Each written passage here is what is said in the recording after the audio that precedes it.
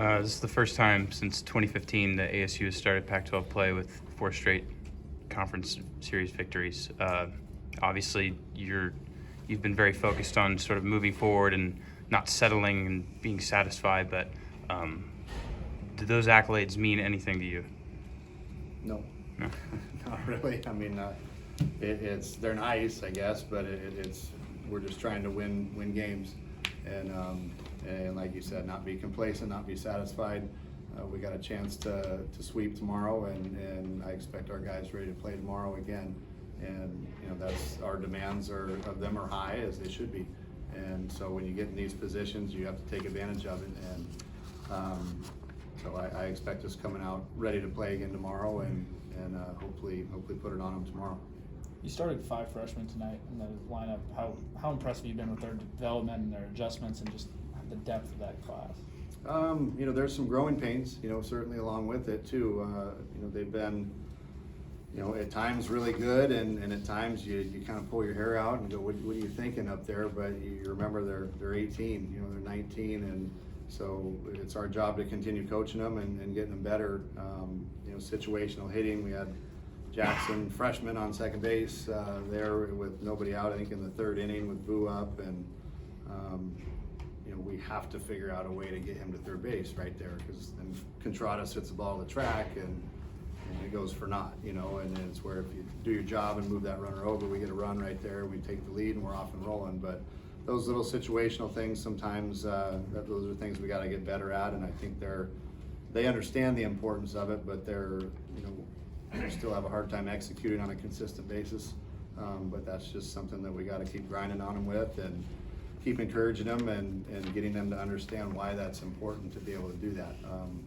So those are things that we're going to have to deal with. But on the same token, those guys have earned the right to be in there, and having 5 freshmen, I'm not scared of it. I feel confident with those guys in there, and they're doing a good job. You talked in the Arizona series about putting the game in motion a little bit. You got thrown out a couple times in that game, but tonight certainly felt like you were trying to do something similar. Is that something that we're going to see a little bit more as, if a game gets slower offensively?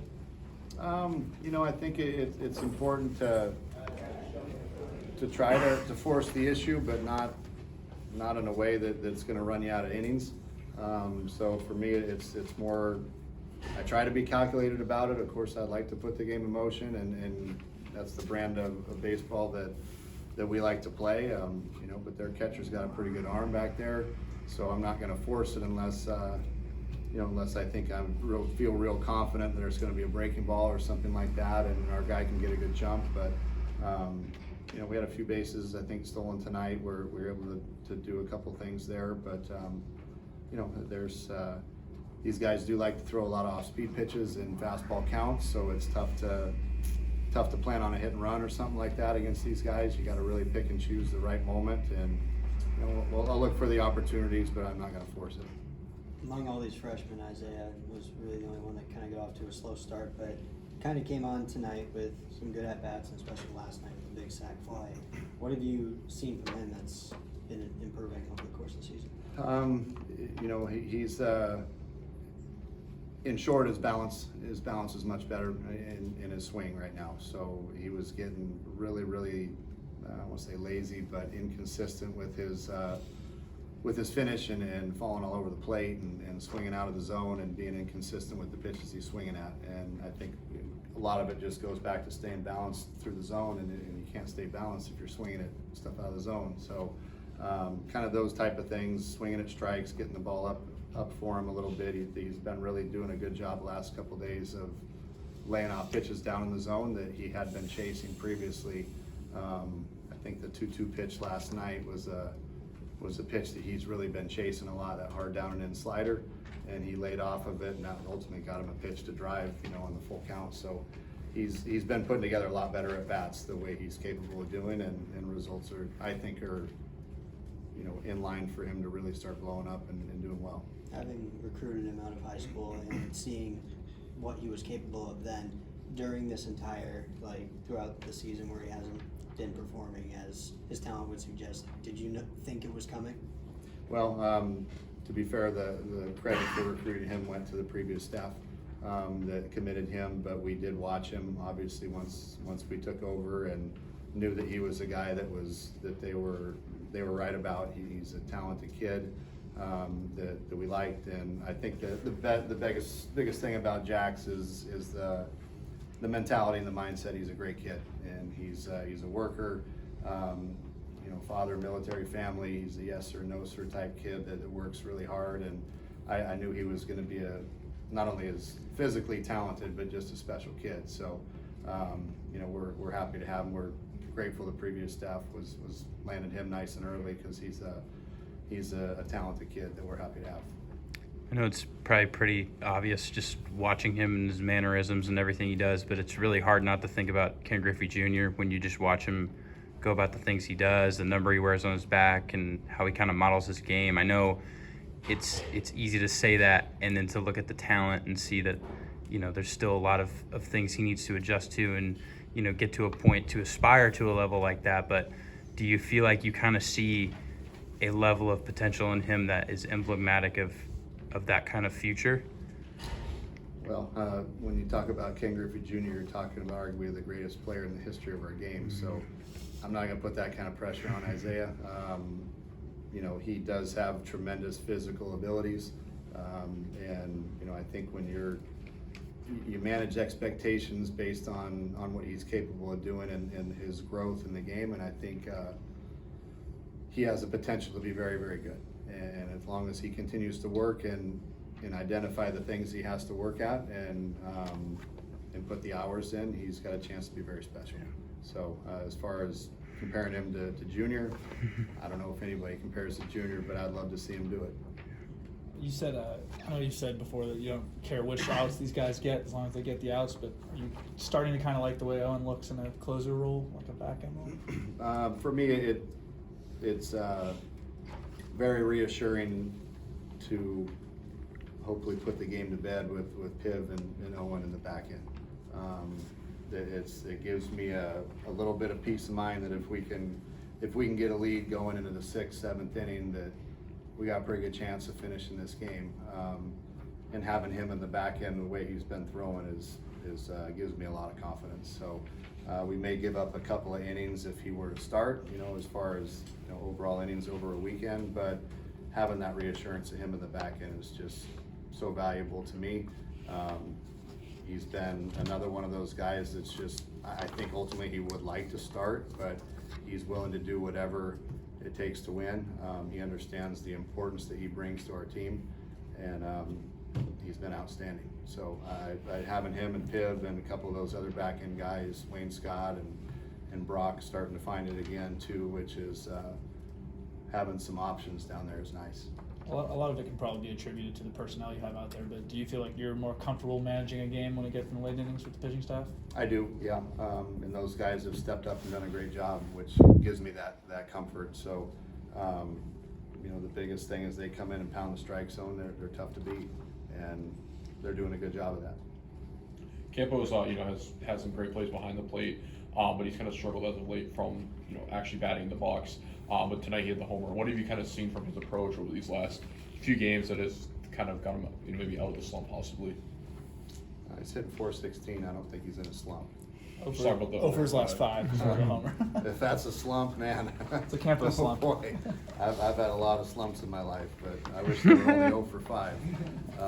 Campy's just fine. I'm not overly concerned with Campy. He's still putting together good at bats. He just he hit a couple balls decent yesterday.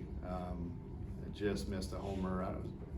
Days are running together. Was that the first at bat today that just missed a homer to center? And then he sits on a pitch and gets him to right with the homer. So Campy's fine. He's going to have days where, again, I think I've talked about it. We get spoiled with the type of at bats he puts together every day, and so it is glaring when he has a 0 for 5. And it's like, oh, what's wrong with Campy? Did he sleep okay last night? Or did he eat the wrong food today or whatever? But he's going to be hitting third tomorrow. I'm not too worried about it. He's a special player, and very rarely does he ever show any emotions that he's scuffling or anything. And he's in a good spot.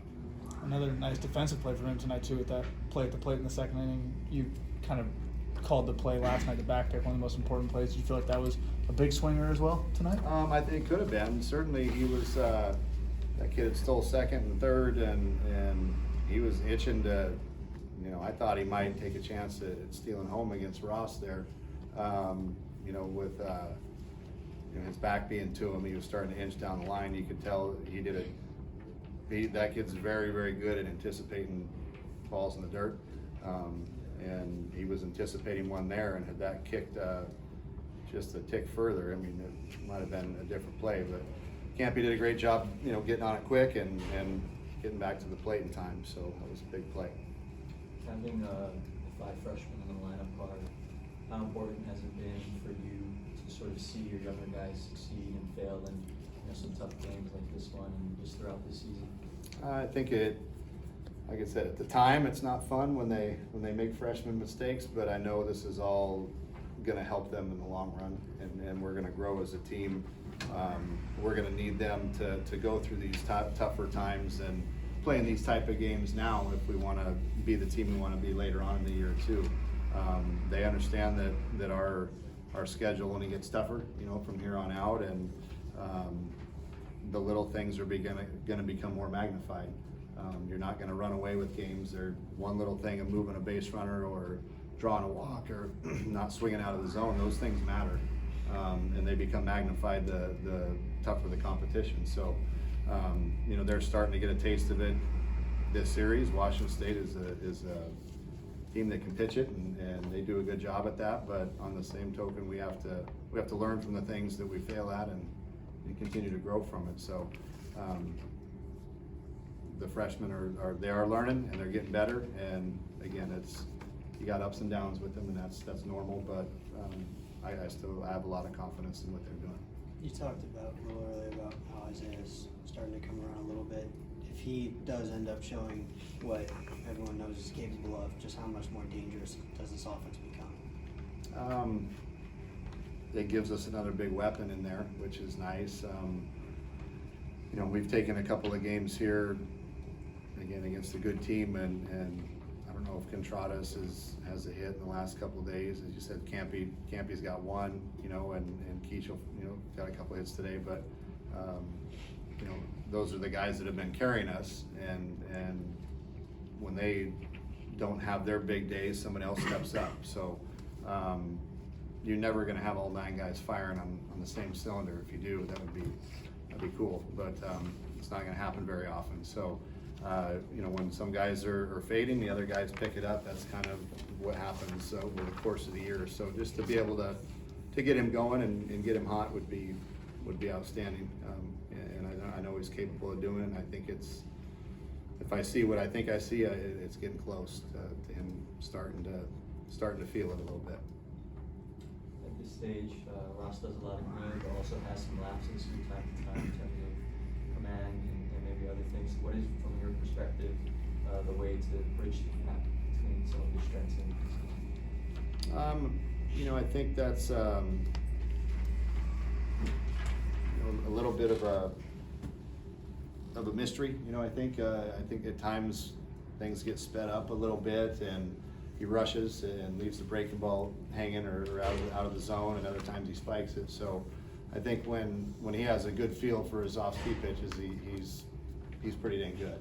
And when he scuffles and walks some guys like he did tonight, it's usually because he's having a hard time landing the breaking ball and becomes kind of a 1 or 2 pitch guy. And he knows he's capable of a lot more, and we do too. And it's not like he pitched bad tonight. He did just fine, but his pitch count got pretty high there early, and a lot of walks, a lot of strikeouts. So it's one of those things that he has to understand that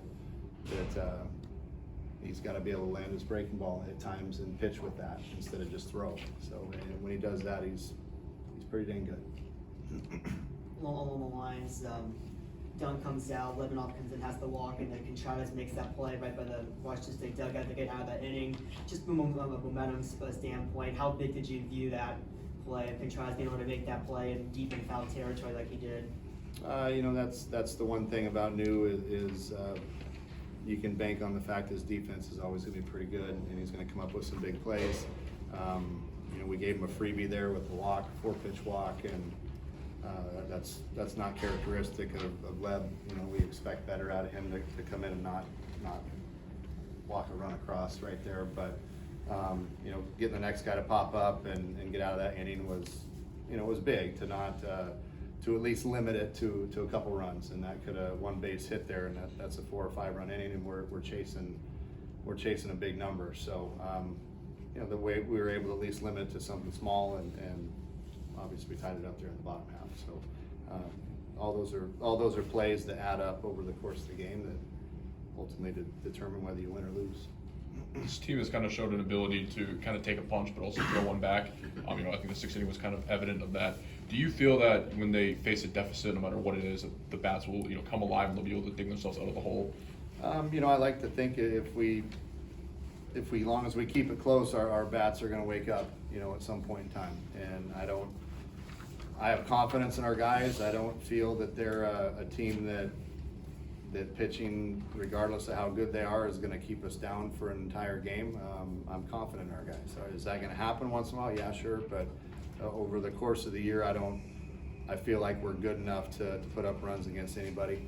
And as long as we can keep it close and keep us within striking distance, we got a chance to explode at any minute. So I think that's just a matter of, you know, continuing to grow as an offense, and you know, I would like us to not wait until the 5th, 6th, 7th inning before we start waking up, which has been the case the past 2 days. But you know, we're facing a better pitching staff, so these guys know how to pitch, and we just got to find out how good we are and stick to our approach and execute a little bit better.